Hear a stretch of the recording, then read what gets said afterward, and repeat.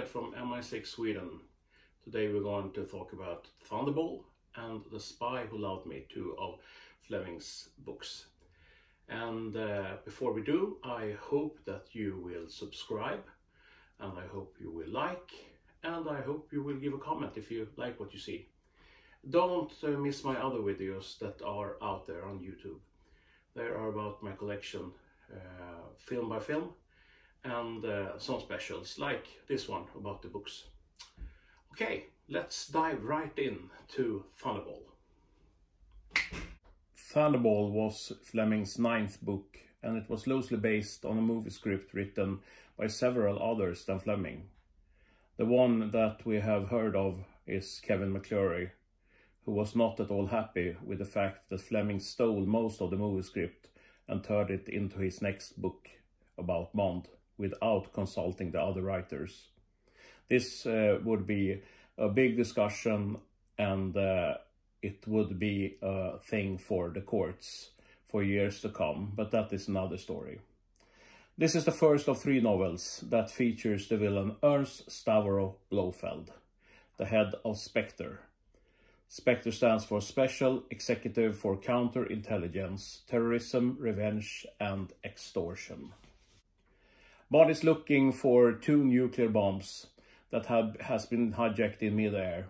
This takes him to the Bahamas and head-to-head with Largo, who is Spectre number 2, the second in command. The book was generally well received by the readers, but the critics didn't like it, and it didn't sell as good as the previous Bond books. Okay, let's check out what I have. I have this black and white version, of course. It's Bond in the Bahamas. Nothing strange about this. Once again, the plain version, not the embossed one. But overall, it's a very nice book. I still love these books. Then I have this one. It's a Pan book from the 60s. This one is nice because you have these bullet holes. If I do like this, you can see that there are bullet holes in the book. It is rather well kept, and it's a nice book. English version, of course. This one is interesting. This is the movie tie-in, also Pan books, but this was released after the film was released, and this contains a letter from Domino that she has written to Bond. It's a nice thing to have. The letter gives the story a little more credibility, that it's a real story. It's a nice touch, this letter, and it came only with this book, and it didn't came with all the books. It came with a limited edition Thunderball Pan movie tie-in. I have a German one, and this one is rather interesting because it says James Bond, Sags niemals nie, that's never say never again, oder Action Fireball, or Action Thunderball. It's interesting because it's the same script they built on for Never Say Never Again in 1983 and Thunderball in 1965. So this is the German version from Schatz. I have a Swedish version here. Åskbollen is the Swedish name of it. This is a book from the 70s, I think. Looks like it's never been read. And this is the zebra version. That's the equivalent to Pan books in England. Zebra Special was the ones giving out spy novels in the 60s, and this is a Zebra Special, Agent 007, Åskbollen, Thunderball. and of course with a knife fight and the underwater and one of the underwater scenes.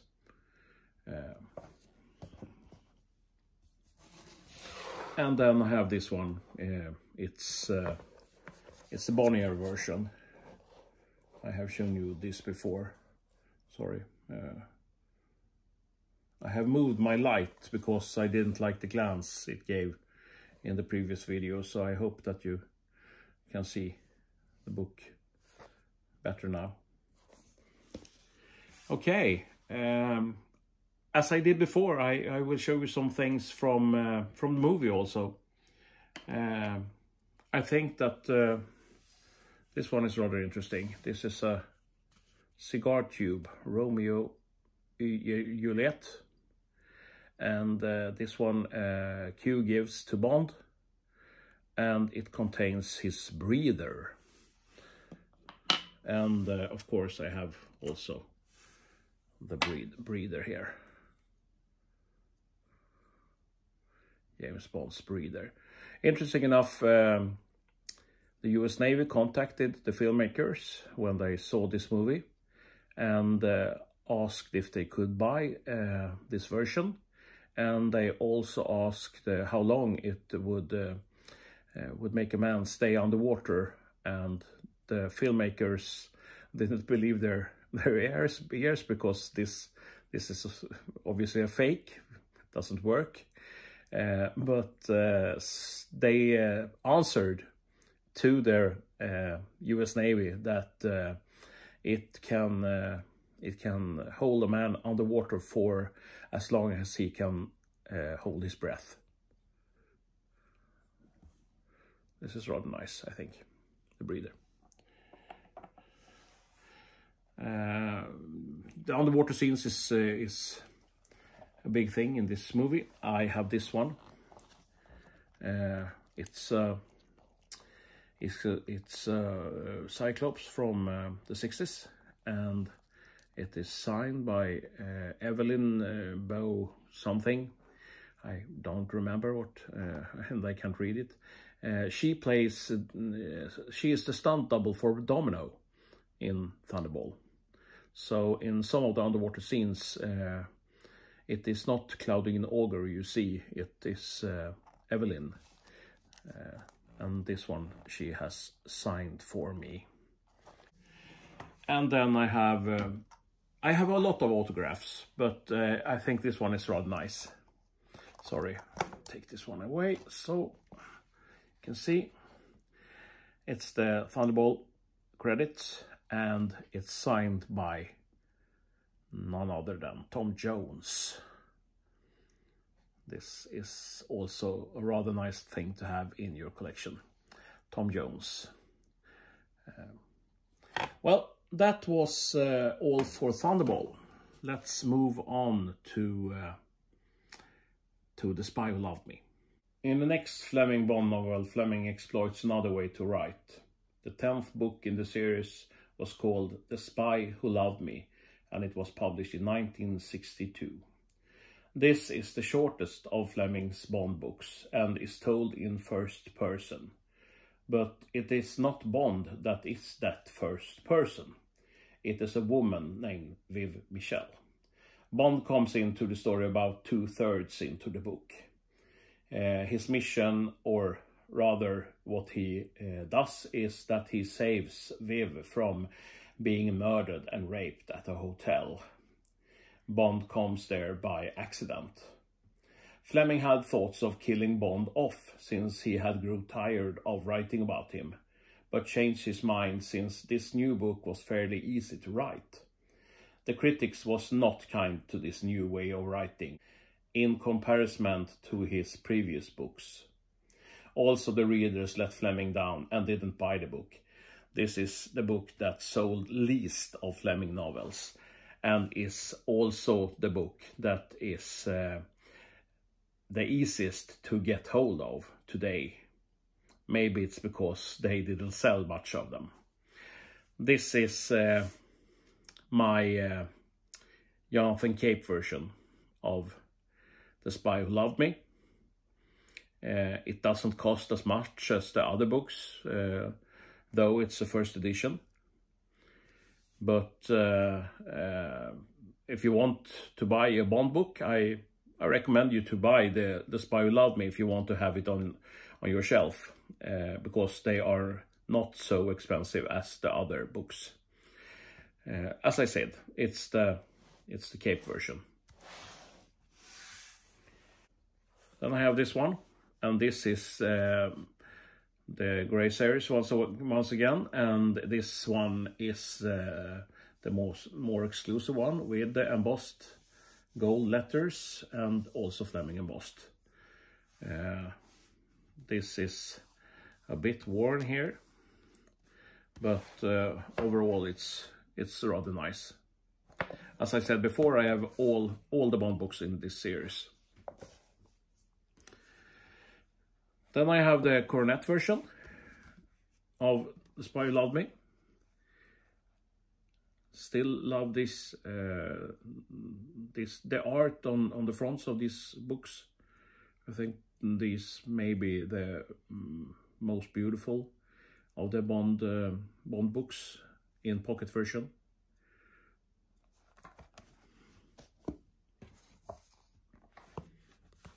This is a pan book, as you can see.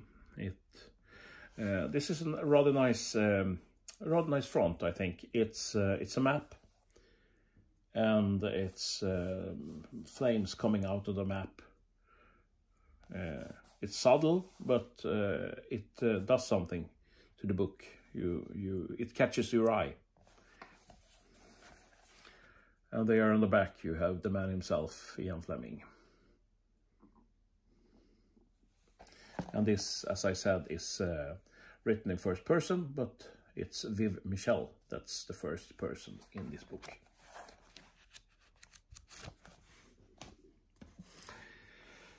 And in German, the book was called Der Spion, der mich liebte. And this is the church version, the black version. And I also have two others, German books.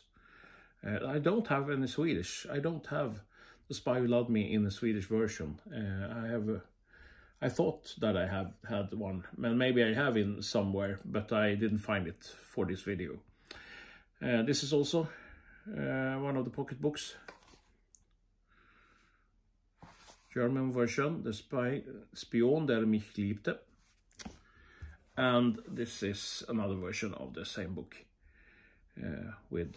I think this one is rather nice because of the O in the middle is a lipstick. It's a kiss mark, because this is what happens in the book. Viv Michel falls in love with 007, and that's why the title is The Spy Who Loved Me.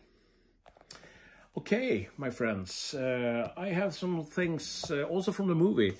As you know, the movie had nothing at all to do with the book, and thank God for that, because it wouldn't have been a very nice film.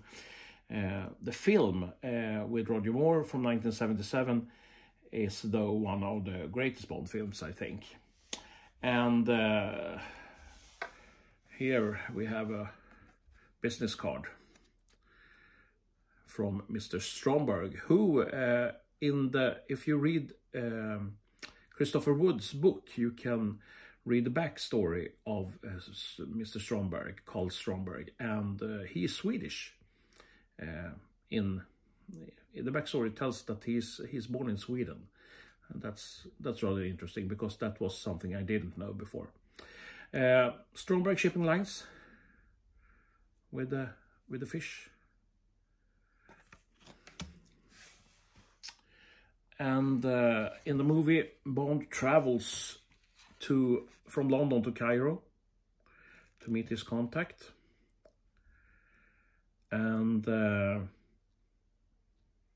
you see Bond out in the Egyptian desert, and he meets up with his old friend from school, Sheikh Hussein. And I love this one is signed, and I love that he has also put some writing on it. Can I expect you to accept a bed for the night. And this is Edward de Souza has signed it down there, if you can see that. But if you want to talk about the film, you must talk about this. The car. The Lotus Esprit from 1977. The story is that the producers looked for a new Bond car after the Aston Martin. They wanted to have a Bond car with some gadgets on it, and Lotus got news about this, and they parked this one outside where Cubby had his office. And the car caught attention, and of course they said that this is the car that we will use. It's an English car, and it looks fantastic. It isn't that fast. It has a 4-cylinder engine, and it breaks down all the time. But at that time they didn't know that. Lotus hasn't got the best of reputations. But this one is nice, because if I press the middle button here, you can hear something.